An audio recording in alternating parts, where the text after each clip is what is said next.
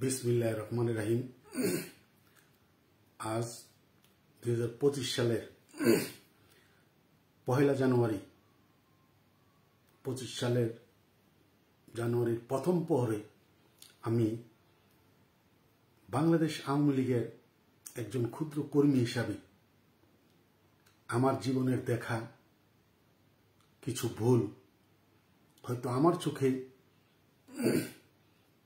ভুল, হয়তো সবার চোখে তা নাও হতে পারে, সেই প্রেক্ষাপটে আমার জীবনের দেখা অভিজ্ঞতা থেকে আমি কিছু কথা বলতে চাই।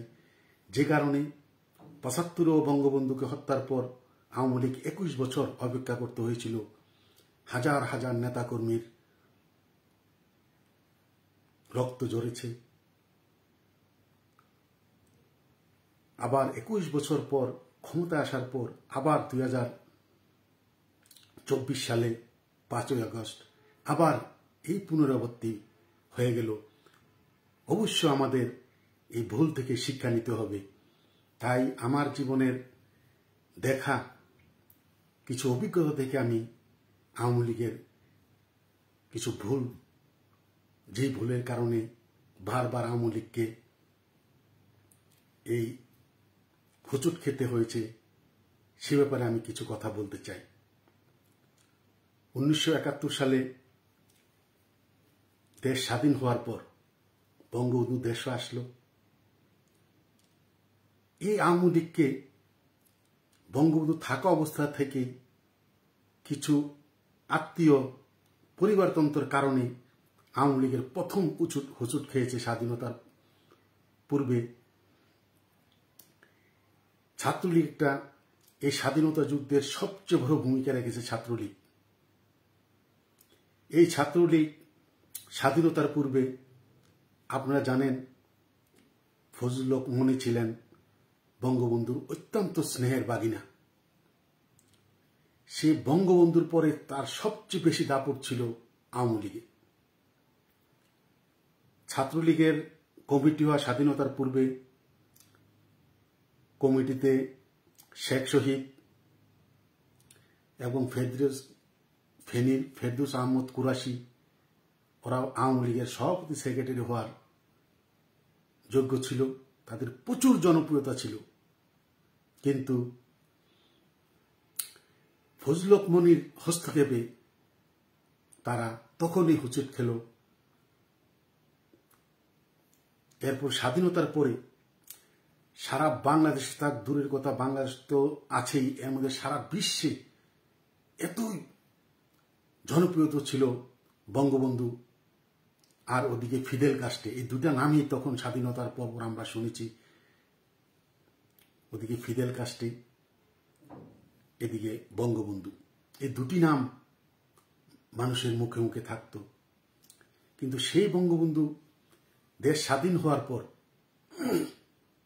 আমি আগেও বলেছি যে বাংলাদেশ স্বাধীনতার যুদ্ধের সবচেয়ে বড় ভূমিকা রেখেছে ঢাকা ইউনিভার্সিটির যারা নেতৃত্ব দিয়েছে ছাত্রলীগের, তারাই সবচেয়ে, তাদের নাম বলে আমি শেষ করতে পারবো না, ওরাই সবচেয়ে বড় ভূমিকা রেখেছে বঙ্গবন্ধুর নেতৃত্বে। কিন্তু স্বাধীনতার পর ছাত্রলীগের মধ্যে দুটি ভাগ হয়ে গেল। ফজলুল হক মনির নেতৃত্বে আরেকটি, আসম আরবের নেতৃত্বে, শাহজাহান সিরাজ ওদের নেতৃত্বে। কিন্তু ছাত্রলীগের স্বাধীনতার পর ৭১-এর পর সম্ভবত ৭২ সালে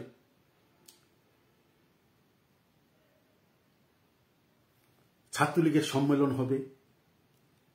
এক গ্রুপ ফজলুল হক মনির সাপোর্টে যারা ছিল তারা রেস করছে এবং আসম আরব, শাহজাহান সিরাজ ওরা পল্টনে সম্মেলন করলো, ছাত্রলীগের সম্মেলন। কিন্তু অত্যন্ত দুঃখের সাথে বলতে হয়, আমার মনে হয় জীবনে বঙ্গবন্ধু, আমি ছোট মুখে বলতে চাই না, আমার মনে হয় সবচেয়ে বড় ভুল করেছিল ওদিন। তিনি কোনো সম্মেলনে না গেলেই পারতেন, যাওয়ার দরকার ছিল না, যেহেতু ছাত্রলীগ দুটো ছাত্রলীগে অত্যন্ত স্ট্রং, তার হাতেরই তার স্নেহের সবাই। কিন্তু তিনি ফজলুল হক মনির কথা শুনে, বাগিনার কথা শুনে তিনি তুফাইল ভাই ওরা, নূর আলম সিদ্দিকী ওরা যেই সম্মেলনে ছিল, আব্দুর রাজ্জাক এই রেস কোর্সের ওই সম্মেলনে তিনি গেল। ওই সম্মেলনে যাওয়ার পর আপনারা জানেন বঙ্গবন্ধুর ৬২ সাল থেকে বঙ্গবন্ধু অত্যন্ত প্রিয় আস্থাভাজন ছিল যে সিরাজুল আলম খান, যাকে দাদাভাই বলতো, সে একটা তাত্ত্বিক নেতা। সে তখন পল্টনের ওই ছাত্রলীগের সম্মেলনে থেকে বঙ্গবন্ধু যখন রেসকোর্সের মাঠে ওই সম্মেলনে গেল ছাত্রলীগের এই অংশে, তখন তারা রাগ হয়ে তারা তখনই সিদ্ধান্ত নিল একটি নতুন রাজনৈতিক দল গঠন করব। এই তখন তারা জাতীয় সমাজতান্ত্রিক দল নামে মেজর জলিল এবং আসম রবের নেতৃত্বে আর ভিতর দিয়ে সিরাজুল আলম খানের সকল পরিকল্পনায় জাসদ সৃষ্টি হলো। এই জাসদ সৃষ্টি হওয়ার পর বঙ্গবন্ধুর এত জনপ্রিয়তার পর সারা বাংলাদেশে বঙ্গবন্ধুর এই শাসনকালকে তারা এমন চ্যালেঞ্জ করল। স্বাধীনতার পর স্বরাষ্ট্রমন্ত্রী ছিলেন মনসুর আলী, তার এই মিন্ট রোডের বাসভবনে জাসদ ঘেরাও করলো। অনেক লোক ওদিন মারা গেল, জাসদের কর্মী, হাজার হাজার লোক তার বাসা ঘেরাও করেছিল। সেই জাসদ গণবাহিনী সৃষ্টি করল। ৭৩-এর নির্বাচনে বঙ্গবন্ধুর এত জনপ্রিয়তা থাকার পরও ৭৩-এর নির্বাচনে সম্ভবত ২৮টি আসন এই জাসদ বিজয়ী হয়েছিল। এর মধ্যে কয়েকটি আসনে বিতর্ক হয়েছিল। কুমিল্লা দাউদকান্দিতে রশিদ ইঞ্জিনিয়ার জাসদের সে পাশ করেছিল, কিন্তু মোস্তাককে ওখানে ফেল করেছিল রশিদ ইঞ্জিনিয়ারের সাথে।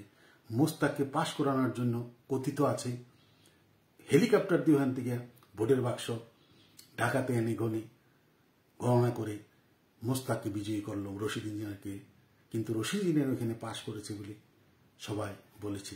এমন ঘটনা বামবরিয়ত হয়েছিল সরাইল আসনে। সম্ভবত ফণী বসু মজুমদারকে পাশ করানোর জন্য এমন একটি ঘটনা ঘটেছিল, কিন্তু এই দুজনে, এই মোস্তাক, ফণী বসু মজুমদার দুজনেই ৭৫ বঙ্গবন্ধু হত্যার সাথে জড়িত ছিল। তাই এই পরিবারতন্ত্র শেখ ফজলুল হক মনি, উনার বাগিনা, তার এতই দাপট ছিল বঙ্গবন্ধুর পরে আওয়ামী লীগের মধ্যে সবচেয়ে দাপটে ছিল সে। এরপরে দেশ স্বাধীন হলো। স্বাধীন হওয়ার পর জাসদ সৃষ্টি হলো। আওয়ামী লীগের কিছু নেতা তারা এতই অপকর্ম শুরু করলো সারা দেশে, লুটপাট, চুরি, ডাকাতি, রাহাজানি। তখন বঙ্গবন্ধু অত্যন্ত দুঃখ করে বলেছিল যে সারা দুনিয়া সবাই পায় সোনার খনি, আমি পেয়েছি চোরের খনি। এই চাটার দল সব চেটে পেটে খেয়ে যাচ্ছে। আমি বেশি কয়েকজনের লোকের নাম বলবো। এক ঢাকা শহরে গাজী গোলাম মোস্তফা, সম্ভবত তিনি ঢাকা মহানগর আওয়ামী লীগের সভাপতি ছিলেন এবং রেস ক্রিসেন্টের সভাপতি ছিলেন। তার ছেলেরা এতই মানুষেরকে অমানসিক নির্যাতন করেছে। এই তার ছেলেদের সাথে ডালিমের এক বিয়ের অনুষ্ঠানে ডালিমের ঝগড়া হওয়াতে ওখানে ধাক্কাধাক্কি হয়েছে। শেখ কামালও ছিল। তখন একটা কথা উঠেছিল, শেখ কামাল ডালিমের বউকে নিয়ে টানাটানি করছে। আসলে এমন কোনো ঘটনা ঘটে নাই। ডালিমের সাথে গাজী গোলাম মোস্তফার ছেলেদের সাথে হাতাহাতি হয়েছিল, মারামারির মতো। ডালিমের বউ এখানে ছাড়াতে গিয়ে শেখ কামালও গিয়েছিল তাদেরকে মিটমাট করার জন্য। ওই তখন একটা কথা উঠল যে ডালিমের বউকে নিয়ে টানাটানি করেছে, একটা মিথ্যা অপবাদ দেওয়া হলো। এই গাজী গোলাম মোস্তফা এই আওয়ামী লীগটাকে ঢাকা শহরে নিঃশেষ করে দিল। সারা বাংলাদেশে তখন একটা কথা ছিল, সে রেস্টুরেন্টের কম্বল এসেছিল, 7.5 কোটি কম্বল এসেছিল। বঙ্গবন্ধু ছিল 7.5 কোটির কম্বলের মধ্যে আমার কম্বল কোথায়? এই গাজী গোলাম মুস্তফাই এই সব কম্বল চোর তাকে বলতো। তাকে তখন আমরা ছোটকালে শুনতাম কম্বল চোর গাজী গোলাম মুস্তফা। এই গাজী গোলাম মুস্তফা কিন্তু ভারতে গিয়ে পুরো ফুল ফ্যামিলি সহ মারা গিয়েছিল অ্যাক্সিডেন্ট হয়ে। যাক, আমি ওদিকে যাচ্ছি না, আমি শর্টকাটে কথাগুলো বলছি। বঙ্গবন্ধুকে হত্যার পর এই আওয়ামী লীগকে, সারা বাংলাদেশের আওয়ামী লীগের নিবৃত্তমান কর্মীরা, ছাত্রলীগ, তারা আস্তে আস্তে উজ্জীবিত হয়ে এই দলটিকে আবার গঠন করা শুরু করলো। কিন্তু আমরা কি দেখলাম, আমি 1977 সালে কুমিল্লা ভিক্টোরিয়া কলেজে ভর্তি হয়ে ছাত্রলীগের হাতে, ছাত্রলীগের একজন সদস্য হয়ে কুমিল্লা ভিক্টোরিয়া কলেজের কলেজ কমিটির একটা সদস্য ছিলাম। আমাদের শামীম সভাপতি, শফিক শিকদার সাধারণ সম্পাদক ছিলেন।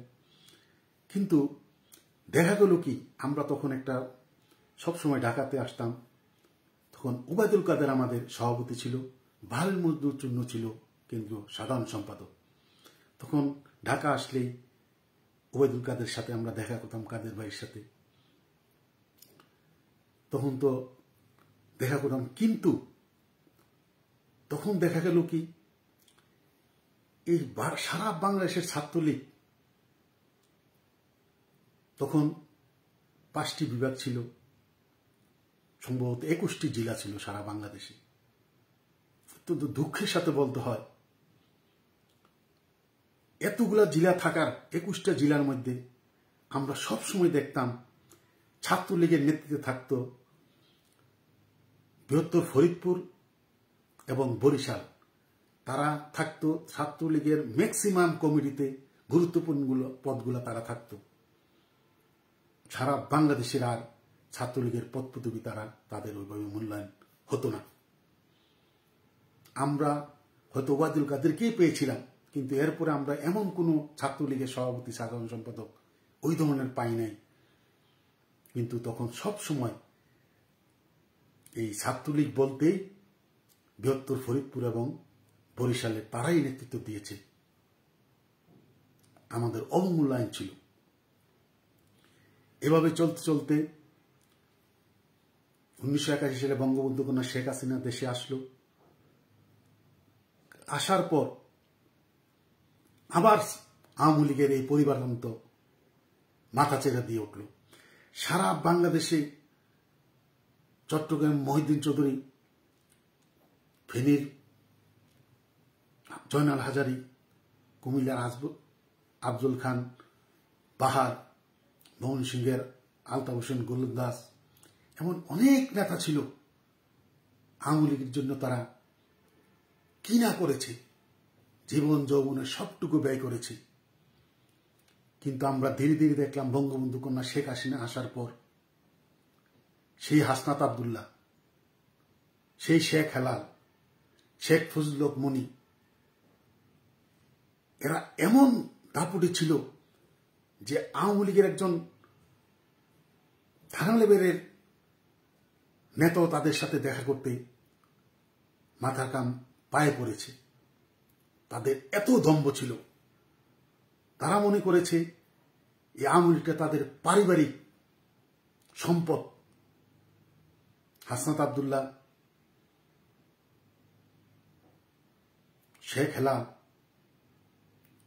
ফজলুল হক মনি, তারা এত দাপট ছিল, আমির হোসেন আমু, সব বঙ্গবন্ধুর আত্মীয়, যে শেখ হাসিনার থেকে তারা আরো বড় নেতা ছিল।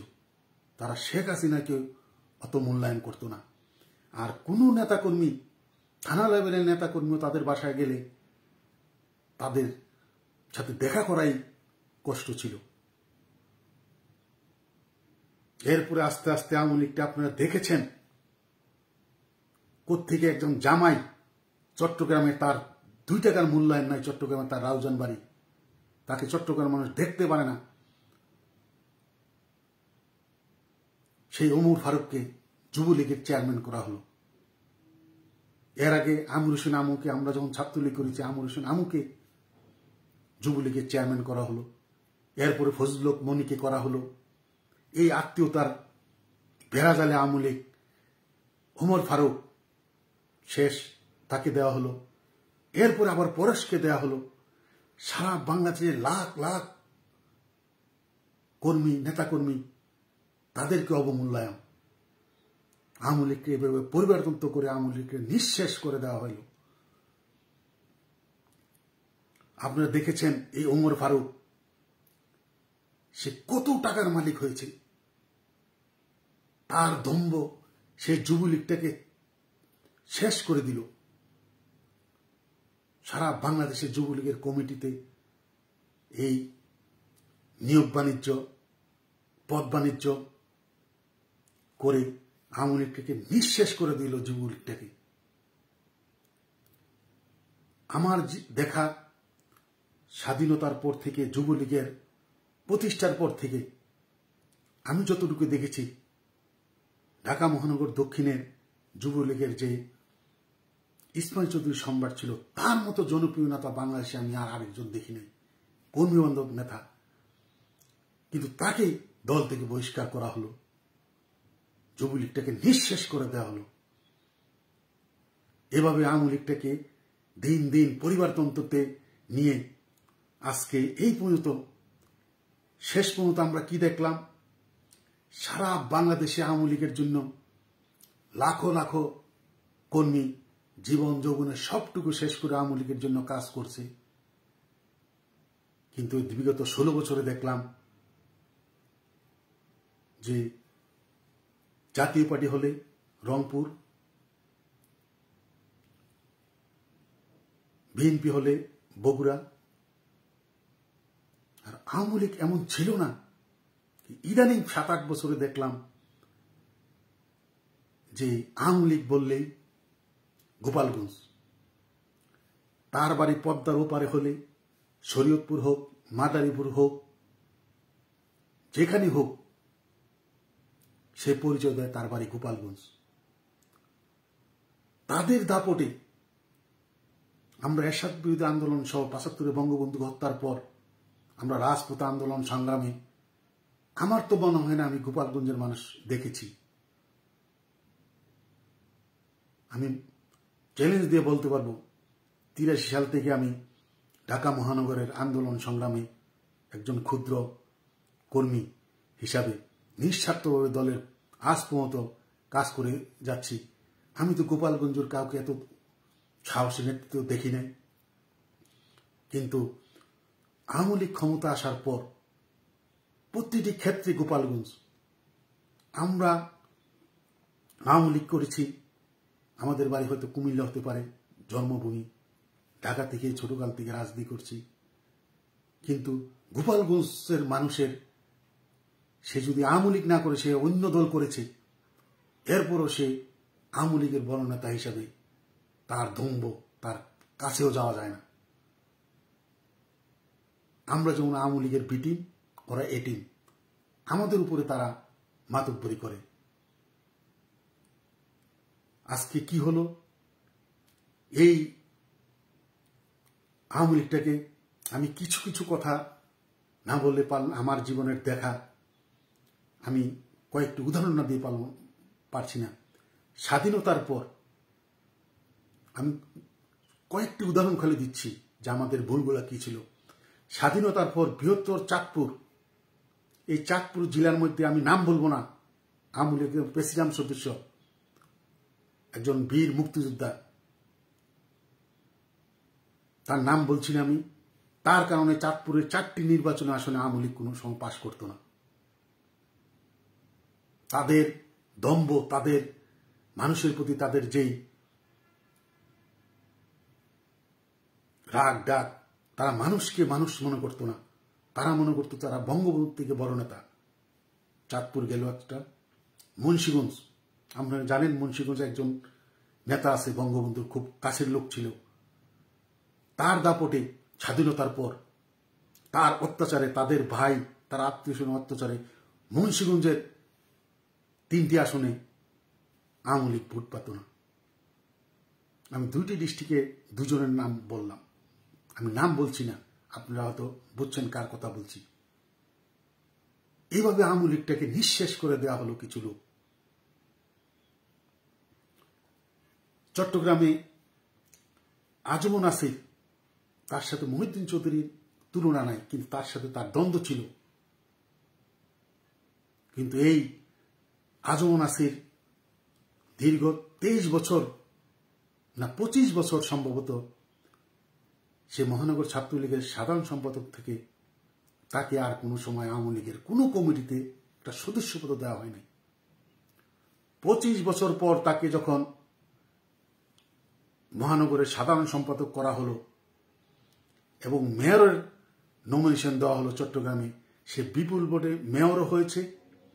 আর চট্টগ্রাম আওয়ামী লীগকে, মহানগর আওয়ামী লীগকে সে তার সময়টা স্বর্ণযুগ বলবো আমি। সে আওয়ামী লীগটাকে এত স্ট্রং করেছে, তাকে 25 বছর তাকে কোনো পদ দেওয়া হয় নাই। এটা কি ভুল ছিল না? তাকে তো এমপি বানায় আনা যেত। এরপর আসেন কুমিল্লা। কুমিল্লাতে বাহার বাংলাদেশ ইতিহাসের মধ্যে সবচেয়ে কম বয়সে সে কুমিল্লার 100 বছর পুরানা যে পৌরসভা, এই পৌরসভাতে 2বার চেয়ারম্যান হয়েছে। কিন্তু তাকে সংসদে তাকে মনোনয়ন দেওয়া হয় নাই। তাকেও প্রায় 23 বছর আওয়ামী লীগের কোনো সদস্যপদ তাকে দেওয়া হয় নাই। কিন্তু যখন তাকে আওয়ামী লীগের থেকে মনোনয়ন দেওয়া হলো, সে আর কোনো সময় আওয়ামী লীগ থেকে ফেল করে নাই এবং তার বিজয়ের কারণে বৃহত্তর কুমিল্লার 11-12টি আসন আওয়ামী লীগ বিজয়ী হয়েছে। এবং আপনারা দেখেছেন সে কুমিল্লাকে আওয়ামী লীগের ঘাঁটি বানিয়েছিল। কুমিল্লাতে আওয়ামী লীগের উপরে কথা বলারও লোক ছিল না, এই বাহার। আর সে এমন একটা অফিস করেছে বাংলাদেশের মধ্যে, দেশ বঙ্গবন্ধু বিজয়ের পরে সবচেয়ে সুন্দর, আধুনিক, সবচেয়ে ব্যয়বহুল অফিস করেছে কুমিল্লা রামঘাট, কুমিল্লা আওয়ামী লীগ অফিস আকম বাহার। সেই বাহারকেও 23 বছর আওয়ামী লীগের কোনো পদ পদবি দেওয়া হয় নাই। আমি কয়েকটি উদাহরণ দিচ্ছি। এই বিগত দিনগুলোতে আওয়ামী লীগ ক্ষমতায়, আমাদের মতো 1977 সালে ছাত্রলীগের একটা সদস্য হয়েছি কুমিল্লা ভিক্টোরিয়া কলেজে। 94 সালে ঢাকা একটি ওয়ার্ডের ইউনিটের সিনিয়র সহসভাপতি হয়েছি যুবলীগের। এরপরে এরকম 25-30 বছর গিয়েছে। 2018 সালে একটি থানার একটা সদস্যপদ পেয়েছিলাম 18 সালে হাসনাত মুরাদ কমিটির। এরপরে এই কমিটিরা আলোর মুখ দেখে নেয়। এভাবে সারা বাংলাদেশে আওয়ামী লীগের কর্মীদের এমনভাবে তাদেরকে অবমূল্যায়ন করা হয়েছে। আর পদ বাণিজ্য, একটা চেয়ারম্যান, উপজেলা চেয়ারম্যান, পৌরসভার মেয়র এবং সংসদ সদস্য অর্থ ছাড়া কেউ মনোনয়ন পেয়েছে বলে আমরা কমপক্ষে বিশ্বাস করি না। যুবলীগ আওয়ামী লীগ বলেন, ওয়ার্ড, থানা, ইউনিট, কেউ পদ পেয়েছে, সভাপতি, সাধারণ সম্পাদক হয়েছে অর্থ ছাড়া, কমপক্ষে আমি বিশ্বাস করি না। আওয়ামী লীগটাকে এভাবে নিঃশেষ করে দিয়ে হয়েছে। এমন পদ বাণিজ্য আপনারা দেখেছেন ঢাকা মহানগরে, দিনের আলোর মতো স্পষ্ট সবাই জেনেছে যে পদ বাণিজ্য, এটা পদ বাণিজ্য ছাড়া আওয়ামী লীগের একটা পদ কোনোভাবে পাওয়া যায় না। কিছু মানুষ আওয়ামী লীগ করে নাই, তারা নেতাদের পিছে সময় ব্যয় করে, অর্থ ব্যয় করে তারা দলীয় পদ পদবি পেয়ে তারা আখের গুছিয়েছে দলকে। আর আওয়ামী লীগের নির্বাচন কর্মীদেরকে তারা দূরে ঠেলে দিয়ে এই আওয়ামী লীগকে নিঃশেষ করে দিয়েছে। তাই কথা বেশি বাড়াবো না। আমি আজকে বঙ্গবন্ধু কন্যা শেখ হাসিনা ভারতে চলে গিয়েছে, আমি শুধু ঢাকা মহানগরের একটি উদাহরণ দেব। যারা আমার কথাগুলো শুনছেন, ঢাকা মহানগরে এমন 2 যুগ ওয়ার্ড কমিটি নাই, থানা কমিটি পূর্ণাঙ্গ নাই। যদি ঢাকা শহরে ৫৫টি থানা, ১৩২টি ওয়ার্ড, এই কমিটিগুলি যদি থাকতো, কত হাজার আওয়ামী লীগের কর্মী থাকতো। এই কর্মীরা যদি রাজপথে থাকতো, আমার মনে হয় না এই জুলাইয়ের আন্দোলনে কমপক্ষে আওয়ামী লীগকে ক্ষমতাচ্যুত করবে। আমি এতটুকু বিশ্বাস করি না। ঢাকা শহরের ৫৫টি থানাতে কোনো কমিটি ছিল না, ১৩২টি ওয়ার্ডে কমিটি ছিল না। তাই সাংগঠনিক দুর্বলতার কারণে আওয়ামী লীগ আজ নিঃশস্য হয়ে গিয়েছে। এই চাটার দল চেটে পেটে খেয়ে আজকে যাদেরকে আমি ৮২, ৮৩ সালে, ৮৪ সালে ঢাকা মহানগরে দেখেছি ইটালিয়ান হোটেলে রাস্তার মধ্যে ফুটপাতে আটার রুটি খেতে, তখন আটার রুটি বিক্রি হতো, মিঠাই দিয়ে খেত, ডাইলবাজি দিয়ে খেত, তাদেরকে আমি দেখি এখন পাজারো গাড়িতে চলছে, শত শত কোটি টাকার মালিক। আমি কারো নাম বলতে চাই না। আওয়ামী লীগ অফিসের সামনে একটা সিঙ্গারা দুজনে ভাগ করে খেয়েছে, তখন এক কাপ চা ৩০ সহ তখন চা দিত, পিরিজে ডেলি দুজনে ভাগ করে খেয়েছে। আর এখন ওদের অনেককে দেখেছি শত শত কোটি, তারা এত টাকার মালিক হয়েছে, তাদের সন্তান এমনকি পুত্র নাতিপুতিরাও মনে করেন কাজ না করে খেয়ে যেতে পারবে। কিন্তু আমাদের মতো কর্মীরা আজকের এই দুঃসময়ে পরিবার ছাড়া, এলাকা ছাড়া, মানুষের কাছে মুখ দেখাতে পারি না। অর্থনৈতিক সংকটে আমাদের মতো হাজার লাখ লাখ কর্মী আজকে না খেয়ে মরছে।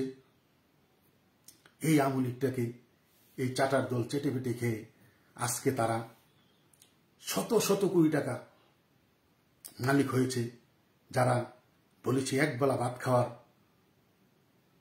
ব্যবস্থা ছিল না, তারা শত শত কোটি টাকার মালিক হয়ে আজকে এরম লাখো লাখো নেতা হাজার হাজার কোটি টাকা, শত শত কোটি টাকার মালিক হয়ে ইঁদুরের গাতার মধ্যে লুকিয়ে আছে। তারা আরামায়েসে খাচ্ছে, তারা কর্মীদের সাথেও যোগাযোগ রাখছে না। আজকে কর্মীরা অর্থনৈতিক সংকটে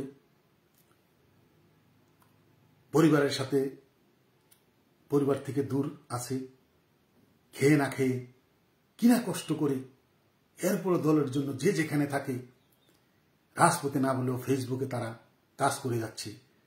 কিন্তু এই কুলাঙ্গার যারা এই দলের পদ পদবি ব্যবহার করে, এই দলের পদ পদবিকে রক্ষা কবচ মনে করে তারা এই শত শত কোটি টাকা মালিক হয়েছে, তারা আজ কোনো কর্মীদের খোঁজখবর নিচ্ছে না। এমনকি যারা দেশে আছে বা বিদেশে আছে, ফেসবুকেও তারা জানান দিচ্ছে না, দলের পক্ষে কাজ করছে না। তাই এই আওয়ামী লীগটাকে বঙ্গবন্ধু 13 বছর জীবনের জেল খেটেছে, এই আন্দোলন সংগ্রাম, এই একটি দেশকে স্বাধীন করে দিয়ে এই একটি সংগঠনকে বঙ্গবন্ধু কন্যা 81 সালে এসে দলটিকে চাঙ্গা করে এই দেশের রাষ্ট্রীয় বান নিয়ে সারা পৃথিবীতে উন্নয়নের ছোঁয়া লাগিয়ে সারা পৃথিবীতে অবাক তাক লাগিয়েছিল। কিন্তু এই কুলাঙ্গার নেতারা, সুবিধাবাদী নেতারা, আওয়ামী লীগের চাটার দলরা চেটে বেটে খেয়ে আওয়ামী লীগকে শেষ করে দিয়েছে। আজকে লাখো লাখো কর্মীরা তাদের বুক ফাটা কান্না দেখলে আমাদের অনেক দুঃখ লাগে। নিজেরা যে যেখানে আছি অত্যন্ত কষ্ট করে আছি। তাই এই আজকের 2025 সালের এই প্রথম প্রহরে আমি তাদেরকে নান্যত জানাই, যারা এই হাজার হাজার কোটি টাকার মালিক হয়ে এই তৃণমূল নেতা কর্মীদেরকে ব্যবহার করে, তাদের মাথার উপর পা রেখে তাদেরকে ব্যবহার করে যে শত শত কোটি টাকা মালিক হয়েছেন, আর আজকে এই কর্মীদের দ্বারা খোঁজ নিচ্ছেন না। তাই তাদের নান্যত জানিয়ে